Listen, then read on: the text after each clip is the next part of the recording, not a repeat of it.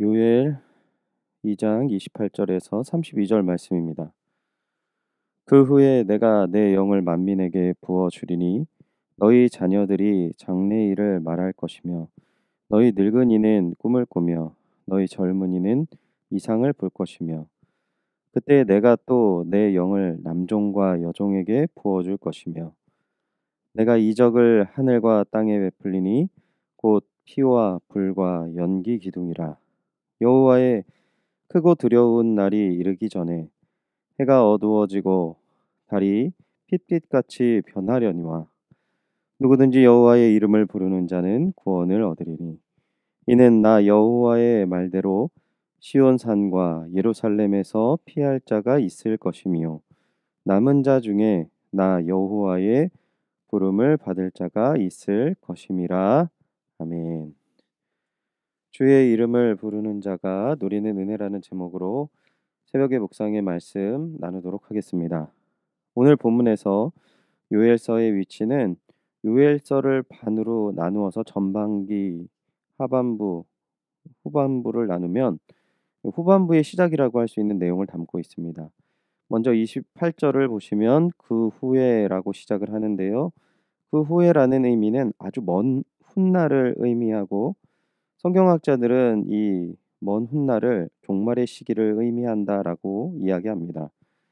그리고 사도행전의 내용을 통해 오늘 본문의 말씀이 베드로의 설교의 말씀을 통하여서 이 말씀이 성취되었음을 어, 성경은 이야기하고 있는데, 즉 예수 그리스도 이후의 모든 상황이 이 말씀이 성취되었고 그 내용을 담고 있으며 오늘 이 말씀을 우리가 받아들일 때 예수 그리스도를 믿는 우리들이 오늘 하나님의 은혜를 누리며 어떠한 삶을 살아야 하는지를 근본적으로 다시 한번 생각해보고 깨닫는 그러한 내용을 담고 있다라는 것입니다. 먼저 본문을 두 부분으로 나누어 보면은요. 28절과 29절의 말씀과 30절과 32절의 말씀으로 나누어 볼 수 있습니다. 먼저 첫 번째 부분을 만민에게 부어 주시는 하나님의 은혜라는 관점으로 볼 수 있는데요. 하나님께서 마지막 때 은혜를 부어 주시는데 그 대상에 대해서 여러 가지로 표현하고 있습니다. 먼저 28절을 보시면 내 영을 만민에게 부어 주신다라고 표현합니다. 그리고 이 영을 받아들이는 일을 구체적으로 설명하고 있는데 자녀들, 늙은이, 젊은이라고 표현하면서 모든 세대의 사람에게 부어 주심을 이야기하고요. 29절에는 남종과 여종에게 부어 주신다라고 말씀하시는데 하나님의 영을 부어 주신다라고 말씀하셨을 때 모든 세대 그리고 가장 낮은 자로부터 가장 높은 자에 이르기까지 모두 하나님의 영을 부어 주신다라고 얘기하는 것입니다. 만민이라는 표현이 내가 생각할 때에 오늘날에는 모든 사람을 지칭할 수 있지만 나와 동일한 계층에 있는 사람이라는 것을 의미할 수 있기 때문에 이후에 성경은 자세하게 모든 세대, 모든 또한 위치에 있는 자들에게 이르기까지 하나님의 영이 부어 주신다라고 이야기하고 있는 것이죠. 하나님께서 부어 주시는 그럼 그 영의 실체는 무엇입니까?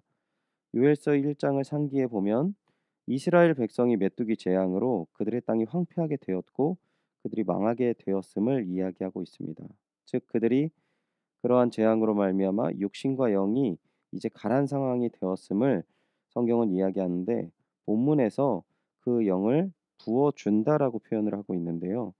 여호와의 날에 하나님께로부터 이 육체적인 기근을 해갈하실 뿐만 아니라 특별히 영적인 가뭄으로부터도 해갈의 은혜를 맛보게 하실 것임을 말씀하시는 것입니다. 즉 오늘 우리는 영적 기근의 상황에 있음을 깨달아야 한다라는 것이죠.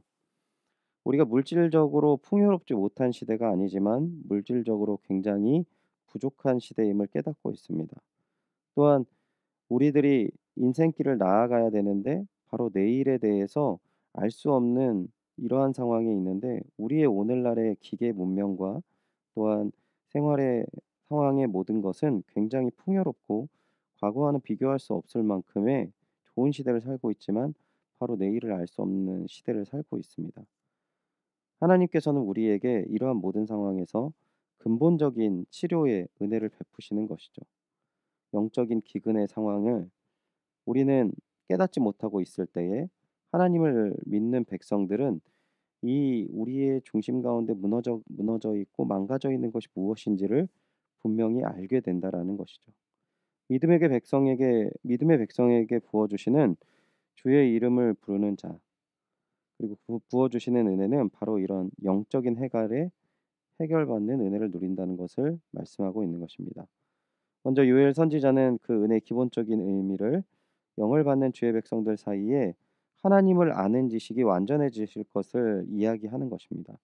예수님께서도 자신이 가셔야 보혜사 성령을 오실 것이고, 그분이 오셔야 주님에 대한 지식을 더 완벽하게 해주시고 주님에 대해 증거하실 것임을 말씀하셨던 것처럼, 오늘 우리는 주님이 부어주시는 은혜 가운데 더욱더 하나님을 알고 하나님의 뜻을 깨달아서 주님의 백성의 그 삶, 미래를 알고 하나님의 뜻을 알기에 주님이 원하시는 것이 어떠한 삶인지를 알고 그 삶을 살아가는 백성의 모습을 본문에서 이야기를 하는 것이죠.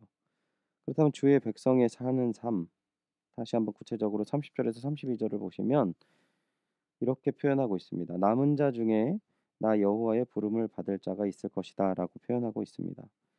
여호와의 크고 두려운 날, 즉 요엘이 예언하고 있는 여호와의 날은 심판에 초점이 맞추어진 날인데, 여호와의 은혜를 입어 구원을 얻은 남은 자들도 이 여호와의 날에는 은혜만 있는 것이 아니라 심판에 대한 두려움을 동일하게 느끼고 있는 것이죠. 그런데 어떻게 이겨내는 것입니까? 하나님의 부어주시는 영적인 충만함으로 우리가 이겨낼 수 있는 것이죠.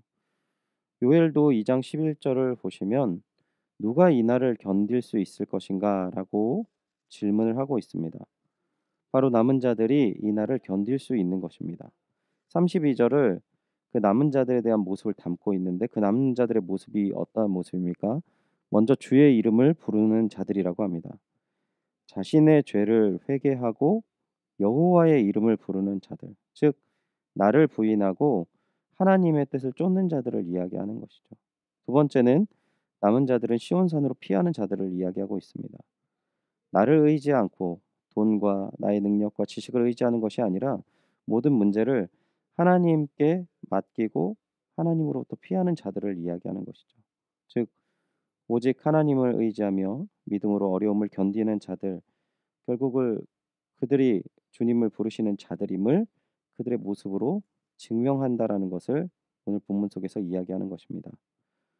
너무나도 복잡한 말씀이지만 짧게 다시 한번 말씀을 정리해 보면은요.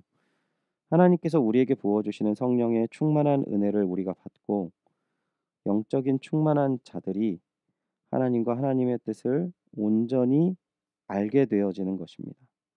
그러한 은혜를 베푸시는 이유는 상황이 어렵고 힘든 마지막 때에 하나님 앞에 자신의 모습을 돌아보고 회개하며 모든 어려움을 나 자신을 부인하는 가운데 철저하게 하나님을 의지하며 삶으로 주님이 부르신 이의 모습을 증거하는 사람이 되는 것을 오늘 본문의 말씀 속에 이야기하는 것이죠. 오늘 주시는 말씀 가운데 자신을 돌아보시고 주님을 의지하시는 귀한 은혜와 사랑이 가득하시기를 주님의 이름으로 축원드립니다. 또한 오늘 우리 연희교회가 하나님이 부어주시는 은혜가 무엇인지를 증거하고 주님의 교회가 무엇인가를 나타내는 하나님의 교회가 되기를 소원합니다. 기도하겠습니다. 하나님, 오늘 말씀을 통하여서 우리가 하나님의 은혜와 사랑을 누리는 자들임을 깨닫게 하심을 감사드립니다. 하나님, 더욱더 주님의 은혜와 사랑을 갈망하며 하나님을 알아가게 하여 주시옵소서. 하나님을 알아가는 가운데 더욱더 우리의 모습을 반성하고 회개하며 하나님의 뜻을 쫓게 하여 주시옵소서. 또한 우리의 모든 연약함 가운데 우리가 눈에 보이는 것을 의지하는 것이 아니라 오직 하나님을 의지하는, 말로만 알고 있는, 생각으로만 알고 있는 신앙생활이 아니라 우리의 삶이 하나님을 아는 자들의 삶이 무엇인가를 증거하는 사람이 되어질 수 있도록 하나님 우리에게 은혜와 사랑을 베풀어 주옵시고, 특별히 코로나 상황으로 정말 이전에는 경험해 볼 수 없는 어려운 상황을 닥치게 되었습니다. 우리가 두렵고 떨리는 마음, 답답한 마음을 주님이 부어주시는 은혜로 말미암아 온전히 주님의 뜻을 깨닫고 오늘 이러한 상황 가운데도 여전히 우리에게 부어주시며 우리를 기다리시며 우리와 함께 하시는 그 하나님의 은혜를 누려서 세상의 구원이 바로 주님에게 있다라는 것을 증거하는 저희들 되게 하여 주시옵소서.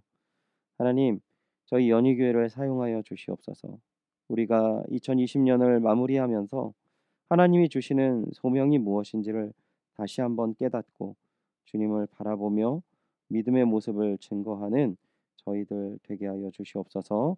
함께 하시며 또한 그 풍성하게 이루실 귀한 은혜와 사랑에 감사드리며 이 모든 말씀 주 예수 그리스도의 이름으로 기도드리옵나이다. 아멘. 말씀을 의지하시면서 함께 기도하시기를 원하는 것은 주님의 이름을 부르는 자들에게 누리는 은혜가 무엇인지를 우리가 바로 증거하는 주님의 동역자 되게 하여 주시옵소서라고 기도해 주시기 바랍니다. 또한 담임 목사님 청빙을 위해 우리가 함께 기도할 때 연희교회가 한 몸을 이루는 지체로서 머리 대신 예수님의 말씀과 뜻을 잘 전달할 수 있는 준비된 목회자를 모실 수 있도록 성도들의 영혼을 사랑하고 푸른 초장으로 인도하며 영혼의 생수를 마시며 성장시키시는 목회자를 모실 수 있도록 사람의 생각과 방법이 아닌 오직 주님의 뜻과 방법으로 준비된 목회자를 모실 수 있도록 기도해 주시기 바랍니다. 점점점 많은 확진자들이 발생하고 있는 가운데 있습니다. 코로나19의 조속적인 종식과 교회와 모든 성도들의 안전을 위해서 기도해 주시기 바랍니다. 선교사님을 위해서 기도해 주실 때 우리 이응복 이정미 선교사님의 사역과 가정을 위해서 기도해 주시기 바랍니다. 우리 오늘 환우를 위해 기도하실 때에는 우리 최두성 권사님 동반염으로 고생하는 가운데 있는데 건강을 지켜주시고 또한 체력이 떨어지지 않도록 치료 잘 받으실 수 있도록 기도해 주시기 바랍니다. 수험생들을 위해서도 기도해 주시기 바랍니다. 수능 시험은 끝났지만 수능 이후에 면접과 서류 준비를 잘 준비하고 또한 모든 입시 과정 속에서 하나님을 의지하며 하나님의 인도하심을 또한 경험하고 주님을 알아가는 과정이 되어질 수 있도록 우리 그들의 믿음과 그들이 또한 앞으로 나아가야 될 모든 과정에서 하나님의 은혜 가운데 잘 감당할 수 있도록 기도해 주시기 바랍니다. 강인우, 김나리, 김은지, 박재원, 박종원, 이문영, 이재윤, 이지원, 전준원, 조상민, 조상준, 함동혁입니다. 다 함께 기도하시겠습니다.